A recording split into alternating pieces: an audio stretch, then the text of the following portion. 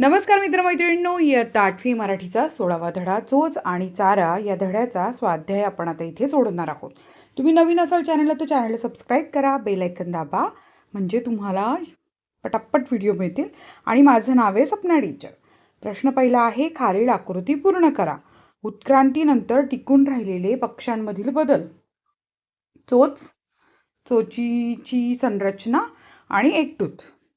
आता पक्ष्याचे निरीक्षण करताना बघितल्या जाणाऱ्या गोष्टी. पक्ष्यांचा रंग, उडण्याची किंवा बसण्याची पद्धत, चोचीचा आकार, चोचींचे विविध उपयोग.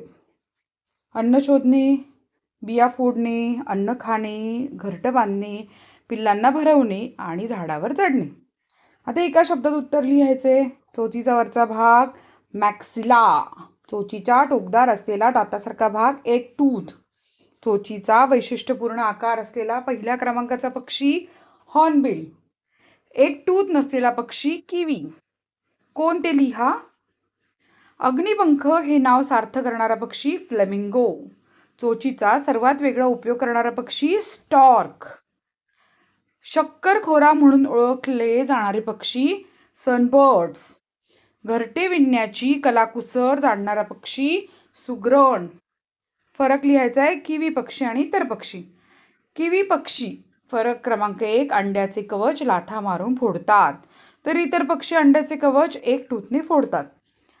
किवी पक्षी एक टूथ नसतोच आणि इतर पक्ष्यांना एक टूथ असतो. आता प्रश्न क्रमांक 5 पाठाच्या आधारे तुमच्या शब्दात लिहा. चोचींचे आकार भक्ष्याप्रमाणे बदलतात या विधानाचा अर्थ. उत्तर, प्रत्येक पक्षाचे भक्ष्य हे वेगवेगळे असते. प्रत्येक पक्षाच्या चोचीचा आकार हा त्याला त्याचे भक्ष्य सहज पकडता येईल असा असतो. पक्ष्यांचे निरीक्षण केले तर आपल्या निदर्शनास येते की जमिनीवरील किडे खाणाऱ्या पक्ष्यांची चोच ही सरळसोट असते. उदाहरणार्थ सुतार पक्षी, गरुड व घार हे सापांची शिकार करतात, त्यामुळे त्यांची चोच ही अणुकुचदार असलेली पाहायला मिळते. फळांमधला मधुर रस सोखणाऱ्या शिंजीर पक्ष्याची चोच ही लांब बाकदार असते. प्रश्न क्रमांक, पक्ष्याच्या चोच पुराणातून तुम्हाला मिळालेली नवीन माहिती. उत्तर, पक्ष्यांच्या चोच पुराणातून अशी माहिती मिळते की प्रत्येक जीवाला विशिष्ट असं स्थान आहे आणि त्या स्थानावर तो जीव राहावा म्हणून निसर्गाने त्याला काही हत्यारं दिली आहेत.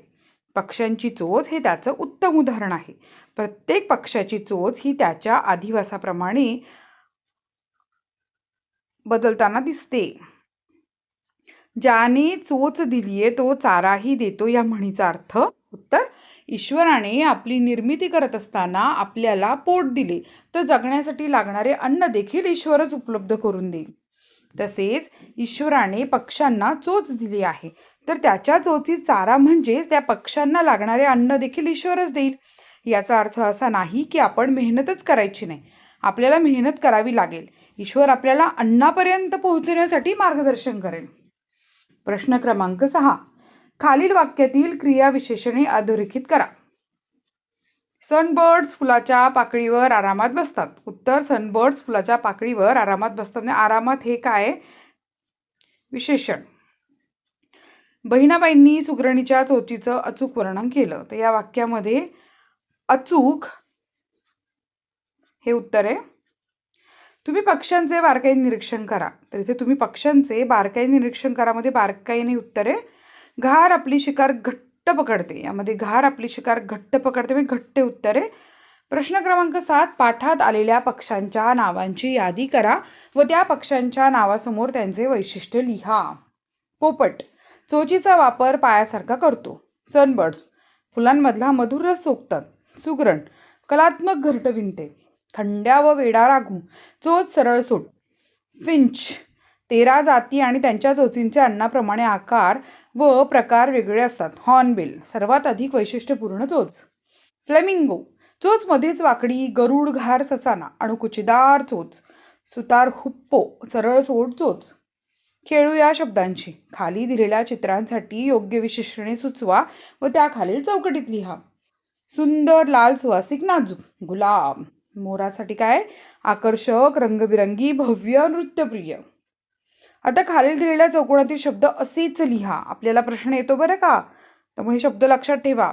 प्रसिद्ध, वैशिष्ट्य, महत्त्व, कर्तृत्व, सहानुभूती, सहाय्यक, शिरोधार्य, निर्णय, वैयक्तिक, वैश्विक, संस्कृती, सांस्कृतिक, जीवनशैली, विपरीत, तीर्थरूप, दुष्काळ, भाषातज्ञ, मुहूर्त, दृष्टी, दृष्टिकोन, अभिव्यक्ती, जीवनध्येय, कनिष्ठ, सर्वांगीण, विश्वकोश, मैत्रीण, मैत्रिणीस आणि हार्दिक. उपक्रम. या पाठातील तसेच इतर पाठातील म्हणी शोधा. त्यांचा लेखनात उपयोग करा. वर्गात वाचून दाखवा. आपण समजून घेऊयात. अव्ययीभाव समास. खालील उदाहरणे अभ्यासा व सामासिक शब्द अधोरेखित करा. गरजूंना यथाशक्ती मदत करावी. तर इथे यथाशक्ती शक्तीप्रमाणे. जागोजागी म्हणजे प्रत्येक जागेवर. आमरण म्हणजे मरणापर्यंत. अव्ययीभाव समासाची वैशिष्ट्ये काय बघा. पहिले पद महत्त्वाचे असून ते बहुधा अव्यय असते. संपूर्ण सामासिक शब्द क्रियाविशेषण अव्ययाप्रमाणे काम करतो. आ, यथा, प्रति वगैरे उपसर्गांना संस्कृतमध्ये अव्यय म्हणतात. जागोजागी या शब्दात अव्यय दिसत नसले तरी त्याचा विग्रह अव्ययासह केला जातो, म्हणून या शब्दाचा समावेश अव्ययीभाव समासात होतो. खालील विग्रहापासून सामासिक शब्द तयार करायचे. प्रत्येक गावी म्हणजे गावोगावी. जन्मापासून म्हणजे आजन्म.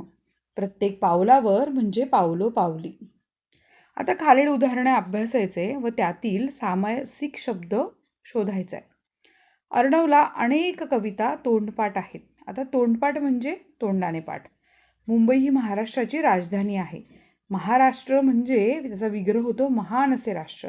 आणि या सप्ताहात क्रीडा महोत्सव आहे. म्हणजे सप्ताह म्हणजे 7 दिवसांचा समूह. आता तत्पुरुष समासाची वैशिष्ट्ये काय बघा. या समासात दुसरे पद महत्त्वाचे असते आणि अर्थाच्या दृष्टीने गाळलेले शब्द किंवा विभक्ती प्रत्यय विग्रह करताना घालावा लागतो. आता खालील सामासिक शब्दांचा विग्रह करायचा. राजपुत्र. राजपुत्र म्हणजे राजाचा पुत्र.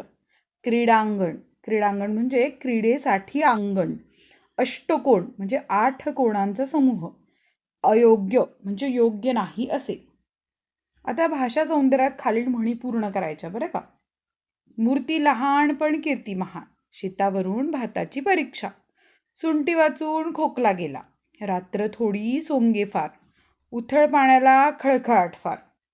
दोघांचे भांडण तिसऱ्याचा लाभ. झाकली मूठ 1.25 लाखाची. घरोघरी मातीच्या चुली. कोल्ह्याला द्राक्ष आंबट. अंथरूण पाहून पाय पसरावे.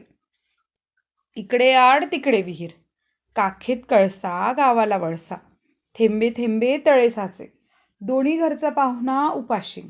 हातच्या कंकणाला आरसा कशाला. धन्यवाद मित्रांनो. कसा वाटला व्हिडिओ. आवडला का. आवडला असेल तर लाईक करा पटापट आणि हा व्हिडिओ इतर मित्रमैत्रिणींना पण शेअर करा म्हणजे त्यांचाही फायदा होईल. आणि चॅनलला पटापट सबस्क्राईब करा बरं. आणि तुमच्या कमेंट्सवर मला पाठवा म्हणजे मला कळेल की तुमच्या काय अपेक्षा आहेत त्या.